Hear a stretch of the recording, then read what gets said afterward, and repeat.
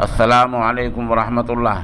Social India news में आपका खैर मक़दम है। इस वक्त हम दारुल उलूम रफ़ीक़िया शेरपुर के तालिब इल्म हाफिज़ शमशेर की आवाज़ में एक नातिया कलाम पेश कर रहे हैं।